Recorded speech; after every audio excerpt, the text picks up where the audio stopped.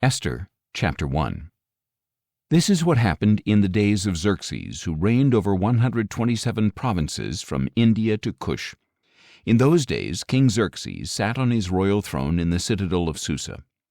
In the 3rd year of his reign, Xerxes held a feast for all his officials and servants. The military leaders of Persia and Media were there, along with the nobles and princes of the provinces. And for a full 180 days he displayed the glorious riches of his kingdom and the magnificent splendor of his greatness. At the end of this time, in the garden court of the royal palace, the king held a 7-day feast for all the people in the citadel of Susa, from the least to the greatest. Hangings of white and blue linen were fastened with cords of fine white and purple material to silver rings on the marble pillars. Gold and silver couches were arranged on a mosaic pavement of porphyry, marble, mother-of-pearl, and other costly stones. Beverages were served in an array of goblets of gold, each with a different design, and the royal wine flowed freely according to the king's bounty. By order of the king, no limit was placed on the drinking, and every official of his household was to serve each man whatever he desired. Queen Vashti also gave a banquet for the women in the royal palace of King Xerxes.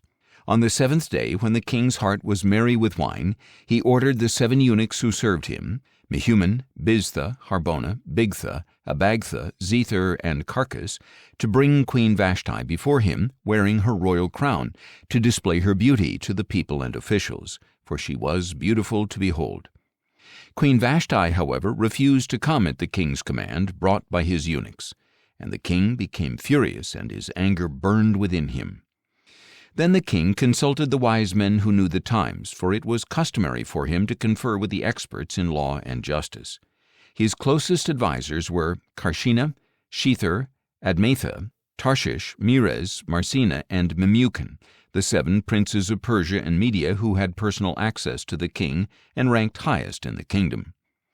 According to law, he asked, what should be done with Queen Vashti, since she refused to obey the command of King Xerxes delivered by the eunuchs? And in the presence of the king and his princes, Memucan replied, Queen Vashti has wronged not only the king, but all the princes and the peoples in all the provinces of King Xerxes. For the conduct of the queen will become known to all women, causing them to despise their husbands and say, King Xerxes ordered Queen Vashti to be brought before him, but she did not come.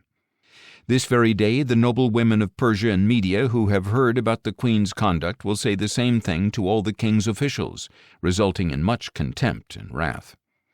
So, if it pleases the king, let him issue a royal decree, and let it be recorded in the laws of Persia and Media, so that it cannot be repealed, that Vashti shall never again enter the presence of King Xerxes, and that her royal position shall be given to a woman better than she. The edict the king issues will be heard throughout his vast kingdom, and so all women from the least to the greatest will honor their husbands. The king and his princes were pleased with his counsel, so the king did as Memucan had advised. He sent letters to all the provinces of the kingdom, to each province in its own script, and to each people in their own language, proclaiming that every man should be master of his own household.